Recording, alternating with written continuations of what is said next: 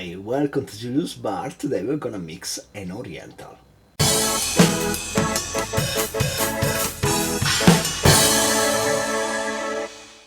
So, the Oriental is a cocktail that first appeared in the 1916 small book called Cocktailology by Count Benvenuto Martini, which I really think it's a pseudonym. I don't think he was a real person or anything. By the way, this booklet is really weird and quirky. I'm gonna put the link down below, you can check it out.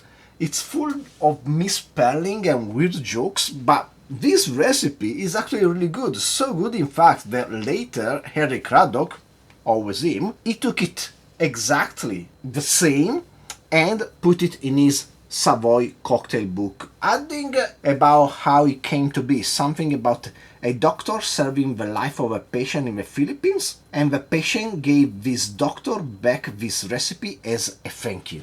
That's quite an interesting present to a doctor, a cocktail recipe. Anyway, let's get down to mixing. First of all, we're gonna need some lime juice, and I'm back to using this Smithy cup because I love Smithy. Anyway, we're gonna need 15 milliliters of lime juice.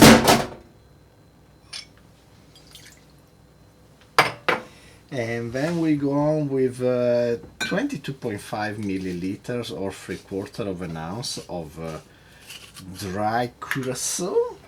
As usual, I'm using the excellent Pierre Ferrand. And then the same amount of sweet vermouth. And I'm going to use Carpano Antica Formula, also as I always do. 22.5 milliliters. And we finish with rye whiskey. It was some time I didn't use any rye whiskey, so this cocktail is welcome. And we're gonna need 45 milliliters or an ounce and a half of rye. I'm using, again as usual, my Rittenhouse Buttering Bond, 50% ABV. I really like this. I'm not the only one, it's the most popular rye among bartenders because it's rye-ish but not so much as being too foresty, too minty. Those ryes are better in special recipes or to be drank neat.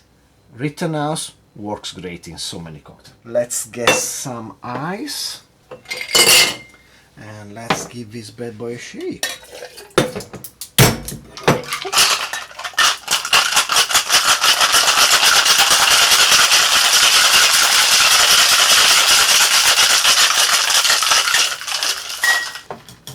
Let's double strain in our chill cocktail glass.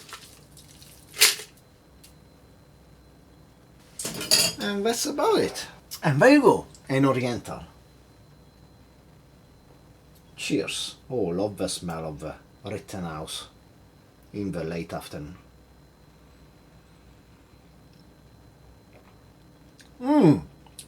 Ooh, this is lovely.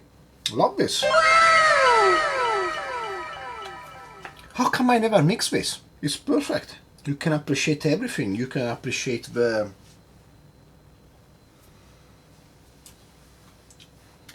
I'm a bit speechless.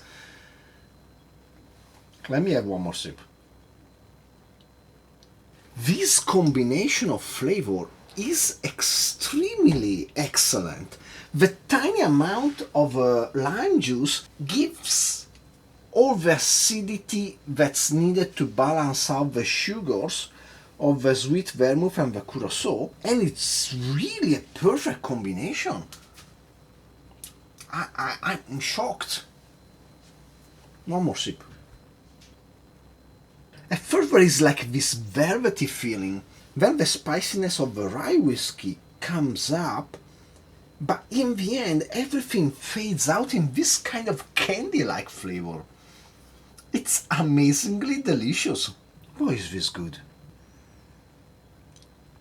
I'm really loving this. I'm a really bad host today. I'm speechless. I don't know what else to say. It just tastes really, really good. The balance is great. Sweetness, bitterness, spiciness, everything comes together nicely. And the recipe is also extremely simple. 2 thumbs up and chef kiss. So if you enjoyed the video, please like, subscribe, comment down below, share with anybody you like and don't like. Go ahead and shake yourself immediately an Oriental because this is really great. And hopefully I will see you next time.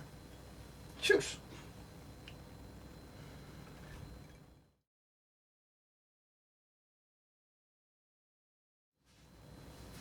About Oriental characters in movie, I really wish Hollywood would do a better job differentiating about different kind of Oriental.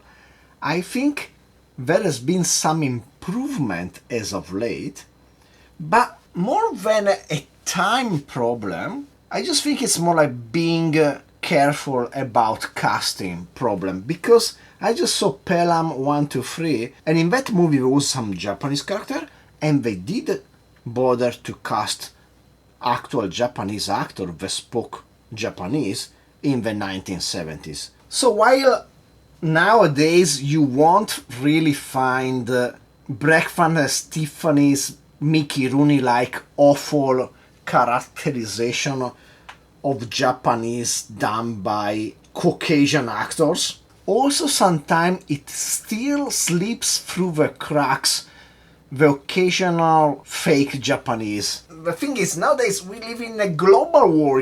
It's not like hard to find people speaking Japanese, I guess, but that's for any other language. I'm pretty sure this happened for Chinese people too, like they cast a Korean to play Chinese, or Hollywood thinks these people are interchangeable, but when you know a bit of the language, like I do for Japanese, then you see a different Asian person playing a Japanese character and it takes you out of the movie. It just sounds silly. Because they speak Japanese as I speak Japanese. Doesn't matter if they are Oriental. Now, I'm not saying that every movie has to exactly cast the exact nationalities, but the people you cast, they have to be able to do the job convincingly. Please make sure of that. I mean, for Italian characters, I mean, I don't mind they got like Charles Martinet to play Mario. I mean, it's fine. I guess he makes a better fake Italian accent, as the Italian accent the American expect, it's not really an Italian accent. I don't know why every fake Italian American accent is supposed to speak with an A in front of words. Does anybody really speak like that? I don't know. I never heard it done by even really thick Italian American accent. I mean, you can do like the really wide vocal thing, like let's say the name of this guy, which was Count Benvenuto Martini. But what is the A in front of words?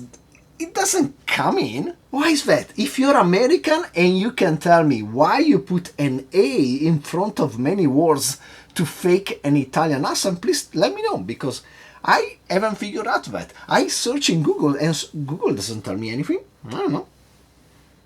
Google doesn't know. Who knows? Do you know? Please let me know.